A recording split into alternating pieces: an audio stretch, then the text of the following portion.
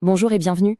On pense souvent que l'eau, c'est l'hydratation par excellence. Et pourtant, qui n'a jamais senti sa peau tiraillée après un bon bain de piscine ou une longue douche? C'est un vrai paradoxe. Et c'est exactement ce qu'on va décortiquer ensemble aujourd'hui. C'est la question qui nous taraude tous, n'est-ce pas? On sort de l'eau en pensant se faire du bien, et au final, notre peau semble presque assoiffée. C'est contre-intuitif, c'est frustrant. Alors, qu'est-ce qui se passe réellement? Quel est le mécanisme caché derrière ce phénomène? On va voir ça tout de suite. Alors, voilà comment on va procéder pour y voir plus clair. D'abord, on va s'attaquer au cœur du paradoxe. Ensuite, on va visualiser le fonctionnement de la peau avec une métaphore super simple, vous allez voir. Après ça, on passera au concret, la routine parfaite après la baignade. Et pour finir, on verra quels sont les ingrédients qui peuvent vraiment réparer notre peau. Allez, c'est parti! On entre donc dans le vif du sujet. Cette première partie va nous aider à comprendre pourquoi notre peau réagit de cette manière. Et vous allez voir, la réponse est un peu plus subtile qu'on pourrait le penser. Et voilà la clé du mystère. En fait, le vrai coupable, ce n'est pas tant l'eau, mais plutôt ce qu'elle emporte avec elle. Notre peau, elle, produit naturellement une fine couche d'huile qu'on appelle le sébum. C'est une sorte de film protecteur. Et c'est justement cette barrière qui est mise à rude épreuve lors d'un contact prolongé avec l'eau. Et ces agresseurs, on les côtoie tous les jours. L'eau bien chaude de la douche, par exemple, même si elle est réconfortante, elle dissout ces fameuses huiles protectrices. Les savons, surtout les plus décapants, font exactement la même chose. Et bien sûr, il y a le chlore des piscines et le sel de l'eau de mer, eux, ils sont particulièrement redoutables. Bon, maintenant, pour vraiment visualiser ce qui se passe, on va utiliser une image très parlante, celle d'un mur, oui, un mur de briques et de ciment. Vous allez voir, avec cette métaphore, tout va devenir limpide. Alors, imaginez que la couche la plus externe de votre peau, c'est un mur de briques bien solide. Les briques, ce sont vos cellules cutanées. Mais le plus important, ce n'est pas tant les briques que ce qui les lie, le ciment. Et ce ciment, dans notre peau, ce sont les lipides, des grasses naturelles. C'est lui qui maintient tout en place, qui empêche l'eau de s'évaporer et des agressions extérieures de rentrer.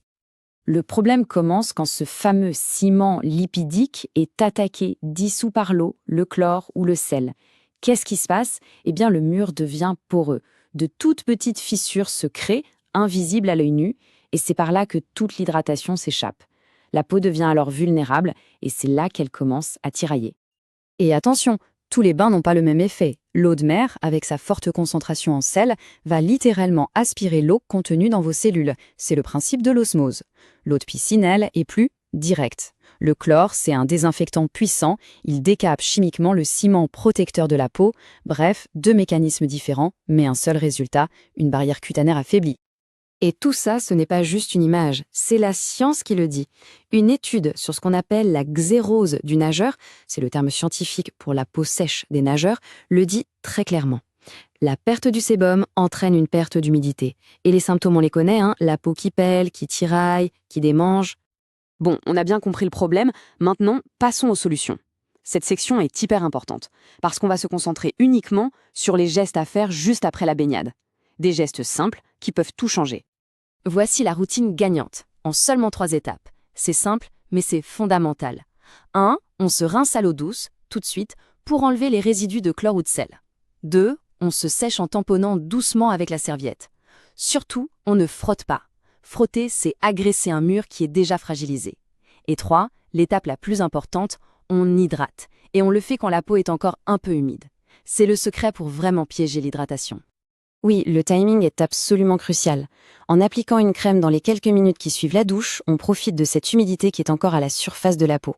La crème va agir comme une sorte de couvercle, elle va sceller cette hydratation avant qu'elle ne s'évapore, et en même temps, elle commence déjà à réparer le fameux ciment de notre peau. D'accord, mais avec quelle crème?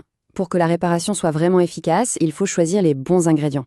Alors dans cette dernière section, on va voir ce qu'il faut rechercher sur les étiquettes pour aider activement à reconstruire notre mur protecteur. Pour réparer le ciment, quoi de mieux que du ciment justement? Eh bien c'est le rôle des stéramides. Ce sont des lipides qui composent naturellement notre barrière cutanée. Quand on utilise une crème qui en contient, c'est un peu comme si on appliquait un mortier de réparation sur notre mur. Ça vient combler les brèches, solidifier la structure et permettre à la peau de retenir l'eau à nouveau. Et pour les briques, c'est-à-dire nos cellules, on a aussi un super allié, l'acide hyaluronique. Il faut l'imaginer comme une micro-éponge. Cette molécule est capable d'attirer et de retenir une quantité incroyable d'eau, jusqu'à 1000 fois son poids. Elle va donc gorger la peau d'humidité et lui redonner son aspect rebondi. C'est un vrai booster d'hydratation. Allez, pour résumer tout ça, c'est simple.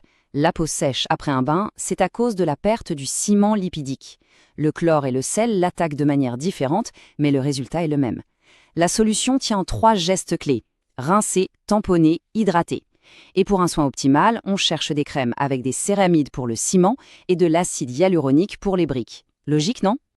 Finalement, il faut se rappeler que notre peau, ce n'est pas juste une enveloppe, c'est notre toute première ligne de défense contre le monde extérieur. En comprenant comment la protéger et la réparer, on peut profiter à 100% des joies de l'eau sans les inconvénients. Alors, après chaque plongeon, souvenons-nous de ce petit geste d'hydratation qui fait toute la différence. Merci de nous avoir suivis.